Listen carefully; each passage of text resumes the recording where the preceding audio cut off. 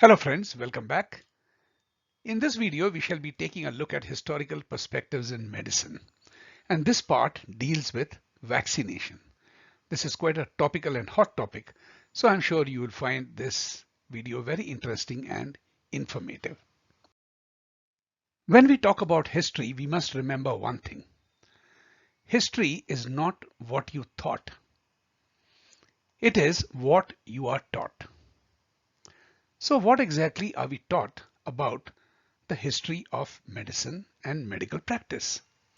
The best place to refer would of course be the syllabus or the curriculum for the graduate courses at the top institution of medicine in India. So as we mentioned, what do they teach us in medical school? If we were to look at the syllabus, which we can download from this particular link, and you do a word search for the word history, you will get about 52 hits. And if you check out all those 52, you will find that it only refers to the history taking in a case, which is a clinical procedure. It has nothing to do with the history or the philosophy of medical science. The word history is absolutely absent from this 9-semester, 4.5-year curriculum at the top institute of medicine in India, the All India Institute of Medical Sciences. Further, if you were to explore and search for the word philosophy, you get 0 hits. The philosophy of medical science does not figure at all. Isn't that surprising? I consider that shocking. All of us associate the discovery of vaccination with that terrible disease, the feared disease called smallpox. This disease had a mortality rate of 25 to 30%.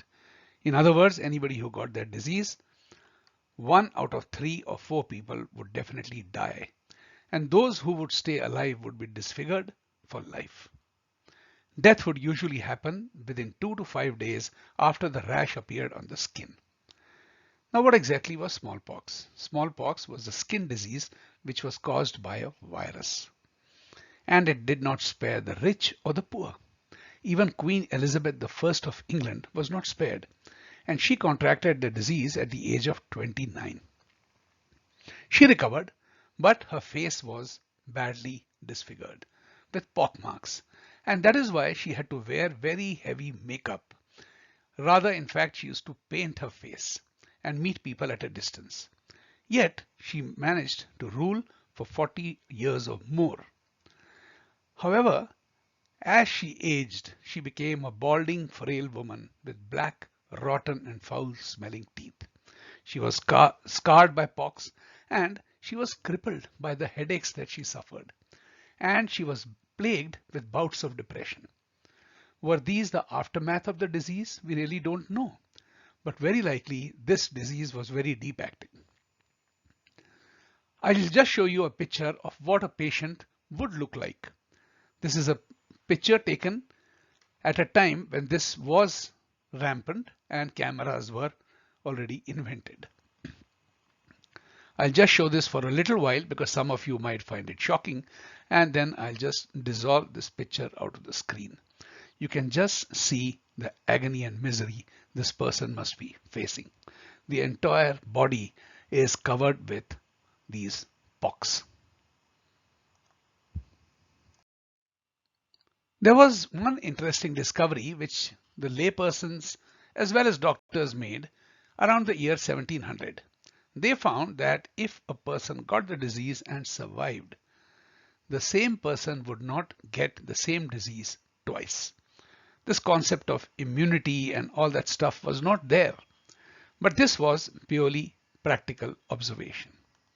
So the best course was to allow the disease to run its course, provide comfort and succor to the patient, keep away from that person, give him a comfortable time, and if that person survives, he could well be okay for the rest of his life, just as Queen Elizabeth went on to rule for 40 years. So the next idea that people got was, why not get the disease and get over with it? Get it at a time when you are free, when you are healthy, and then you won't get it for the rest of your life.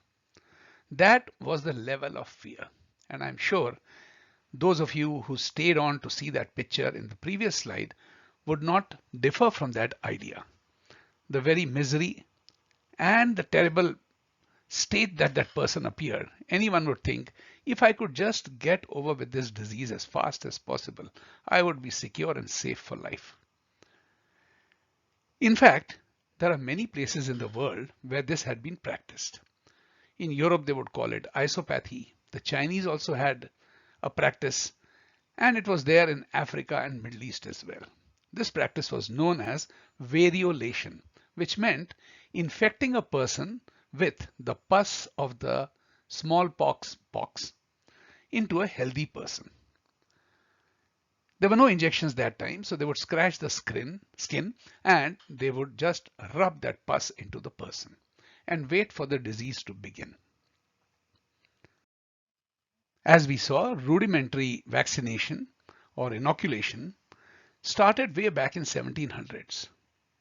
And the mentality that we collectively acquired over the course of these 2 or 3 centuries was, I cannot escape it, I am a victim, I'm going to get it, and I better get it now. Deep inside your psyche, this thought is embedded as a collective memory of the past. And this underlies all the hurry and scare of finding a vaccine for any kind of an epidemic that occurs anytime, whether it's in the past or even today. Unless we understand this fundamental psychological fact, we will not be able to understand anything about vaccination. Now, most of us would call this person, Edward Jenner, as the father of vaccination. Vaccination is always associated with the word Edward Jenner. I'll not go through the stories. He was born in 1749 and he passed away in 1823. By profession, he was a barber podiatrist or a barber podiatrist. Now, back in those times, all surgeons belonged to a class of practitioners who were known as barber surgeons. Barbers were also surgeons and surgeons were also barbers. It was only in the year 1800 that the King of England granted a royal charter and the Royal College of Surgeons was formed. So whenever you see a person having the abbreviations or acronyms MRCS or FRCS after his name, they signify that they are either members of the Royal College of Surgeons or fellows of the professional body called Royal College of Surgeons. So Mr. Jenner was a barber podiatrist and he experimented with this idea on children. His first experiment was conducted on the 14th of May 1796 and he did that on an 8-year-old boy named James Phipps, who was his gardener's son. What we are not taught in history is the fact that long before Jenner did his experiments in 1796, someone else had done it before, and it is recorded in history. That person was Benjamin Jesty, who lived in the time between 1736 and 1816. By profession, he was a dairy farmer. He observed that dairy maids were relatively, and note the word relatively, free from smallpox. And it was reasoned in those days that anybody who had contracted smallpox would have a relatively lower probability of contracting smallpox.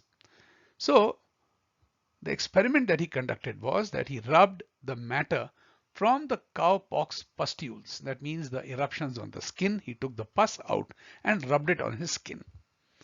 It did not have any adverse effect. So what he did next was that in 1774, he did this to his wife and son by using a darning needle.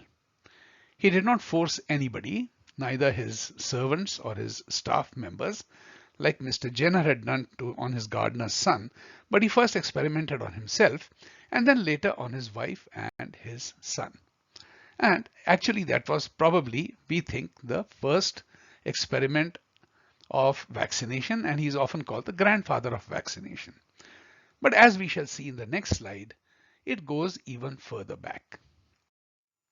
So now let me take you further back into history, much before Jenner and even before Jesty. And this is often called the Royal Experiment of 1721. There was one British ambassador who was posted in Istanbul, Turkey, and his name was Wortley Montagu. His wife was very fond of touring around on her own, and she had social contacts from across the different strata of society. She discovered that variolation, we discussed this earlier, which was rubbing the infective material, or rather the pus from the pox that were eruptions on the skin, onto healthy people. This was quite common in Turkey, China, and parts of Africa. In other words, it was being practiced quite far and wide outside of what we call Western Europe today. So he got his son variolated way back in 1718, and he felt that that was a good protection against this terrible disease.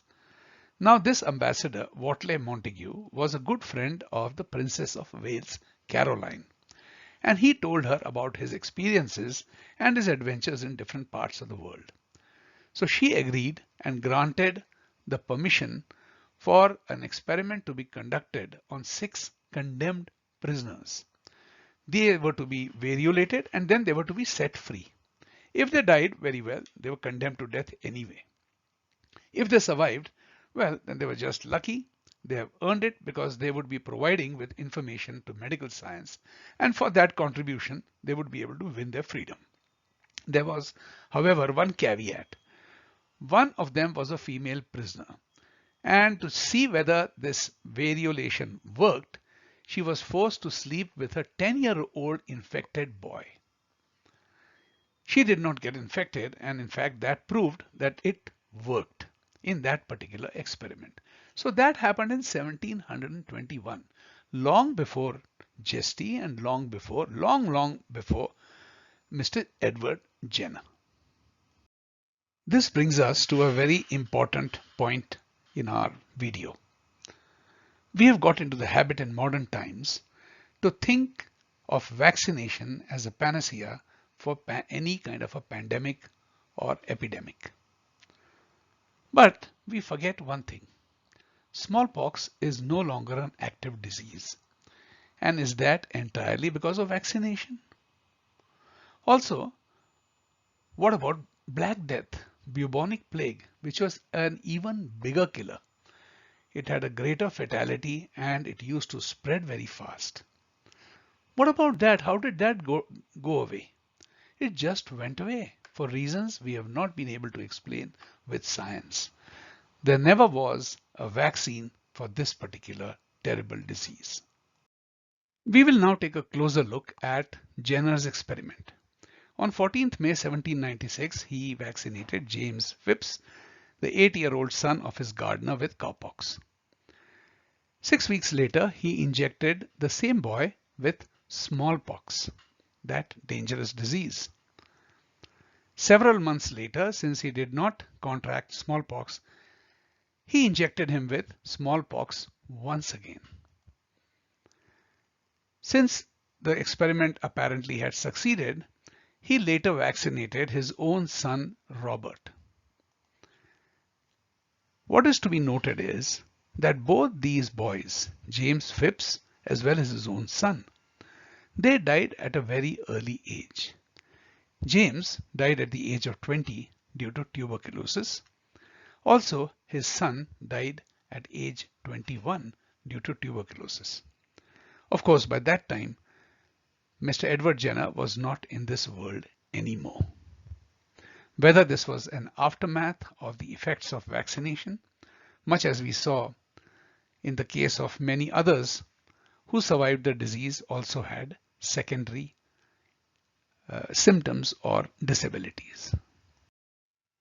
The outcome of Jenner's experiment was to have a great impact on medical science all over the world. On the strength of this one experiment, and of course its questionable interpretation, Jenner based his claim that one vaccination would forever secure a person from smallpox. In modern times, of course, we would never allow.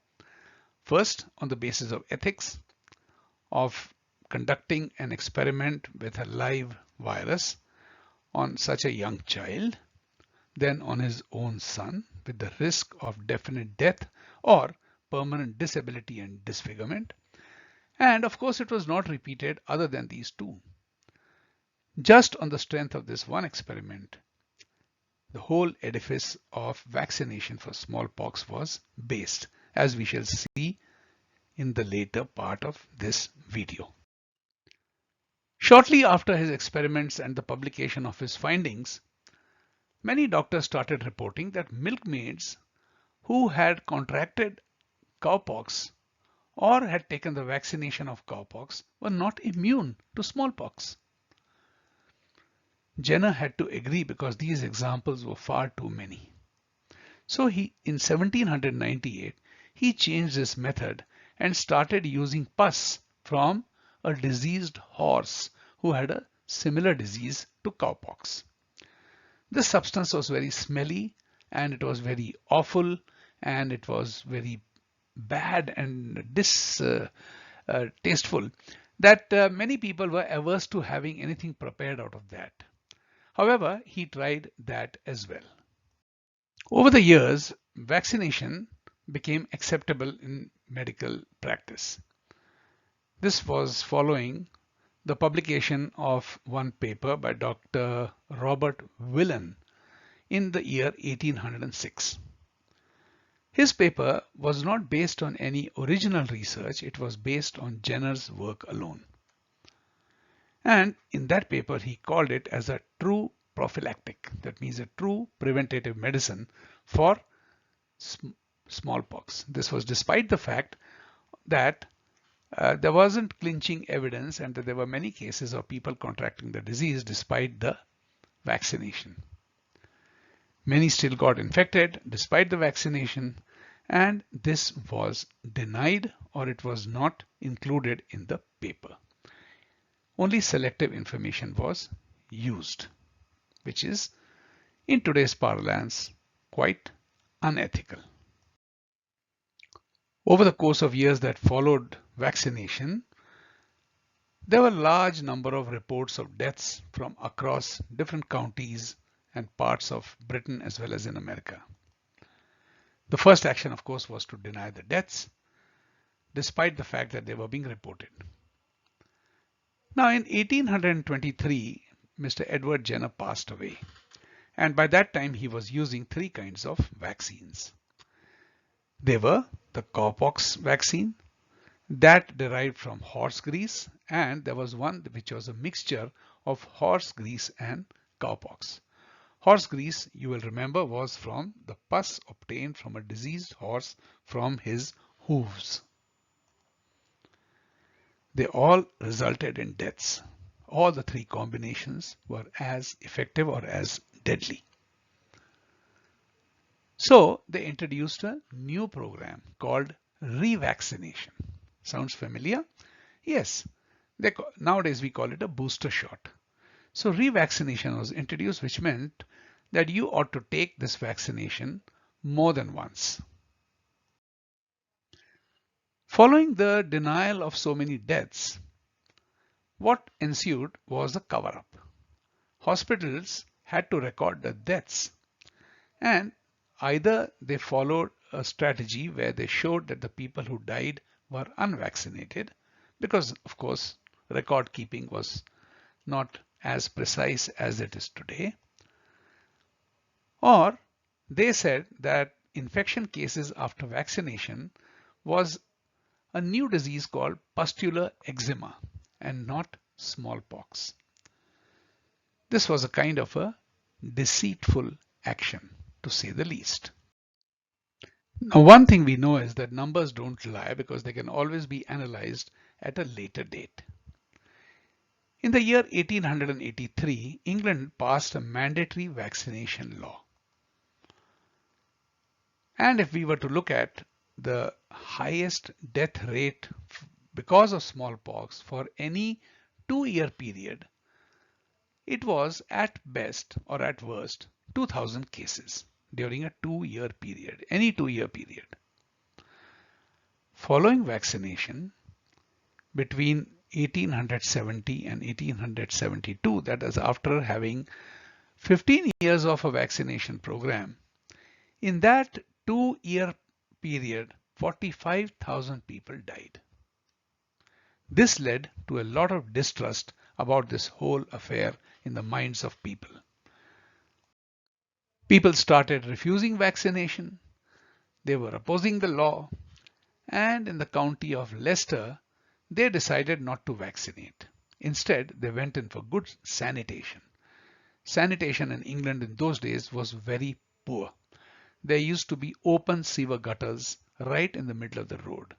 And there used to be one big tap in every big square where people would collect water, they would wash their clothes and all sorts of other things. And the same water would be going down that gutter and all the fecal matter and other refuse would be going along with that.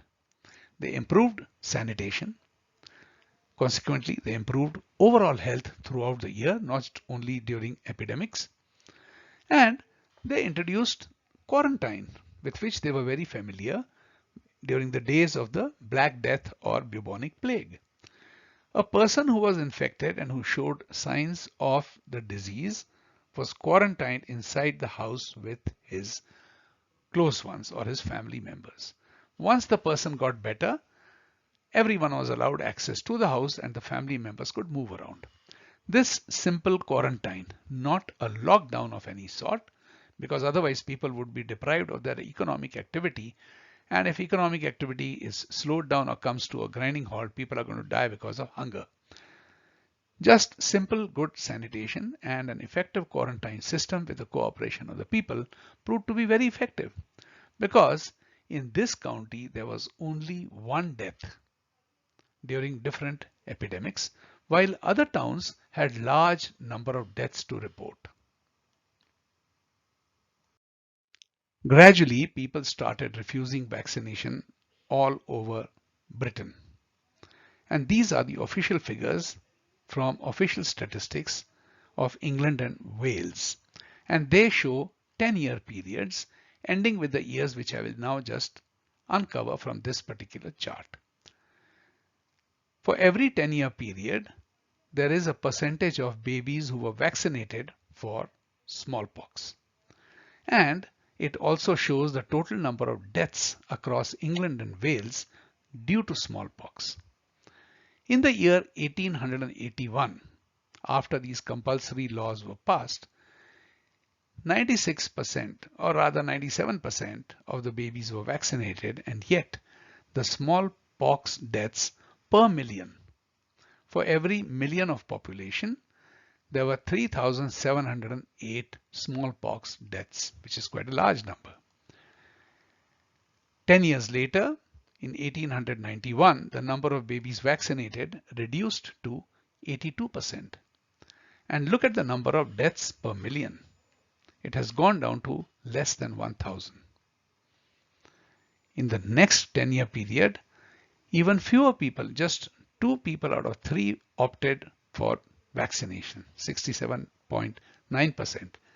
And the smallpox deaths almost halved. It is less than half 10 years earlier.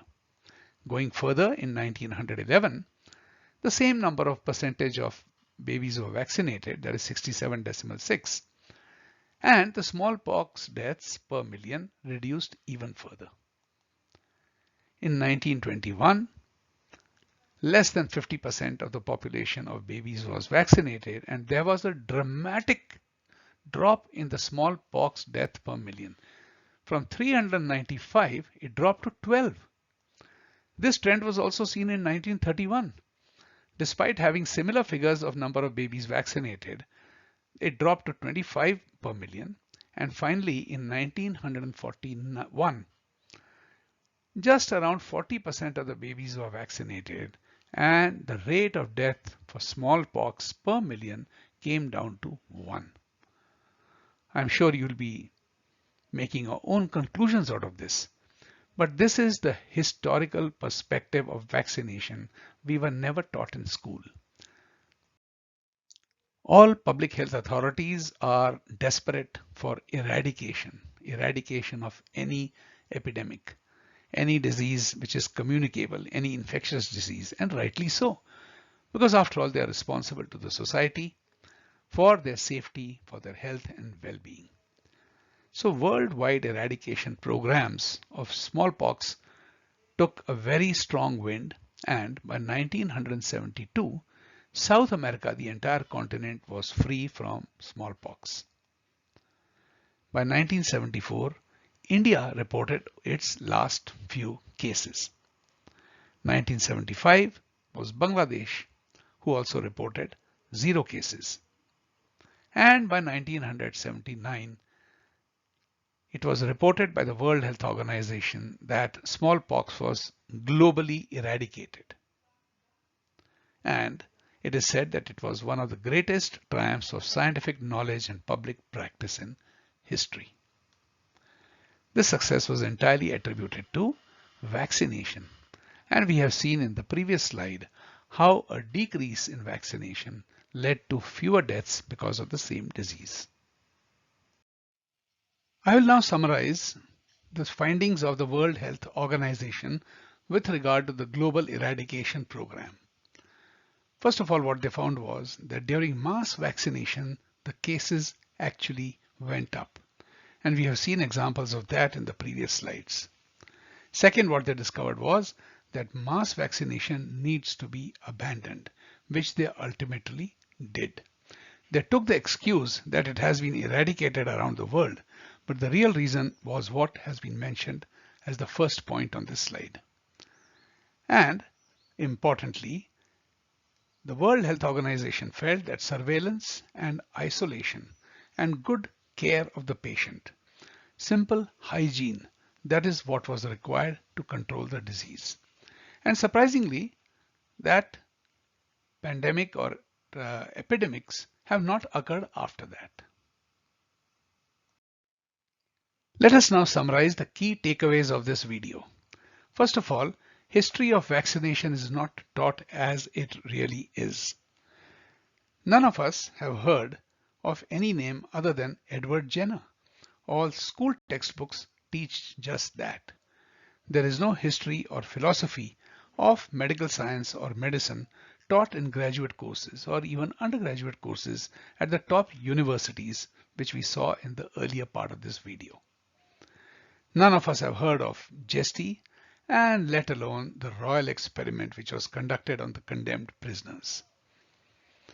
The revolution, or the so-called revolution of vaccination, was just based on one experiment by one person on 2 boys, 2 children who were about 8 or 10 years old at that time. Isn't that surprising? Isn't this more like blind faith? Science requires replicability, and that sadly is lacking in this particular case. We also found that more than the vaccine, hygiene and care and compassion goes a long way in controlling even such dangerous and maiming disease like smallpox. Finally, we also saw that even the World Health Organization, through its apparatus of collecting data globally, had to finally stop mass vaccination. This brings us to the end of this video. There are many more videos in this series about the history of vaccination, and there'll be still more on the history and philosophy of medicine and medical science. For the time being, thank you very much. We shall be taking a look at polio as well as the vaccination program of measles. And the information that you'll collect is nothing short of a scandal. For those of you who wish to research further or examine the data presented in these slides, I would like to invite you to these selected references. And mind you, each of these references will in turn open the doorway and the gates to still more research. You can treat these selected references as summaries of other studies done worldwide. So meet you in the next video, and until then, bye bye. Thank you.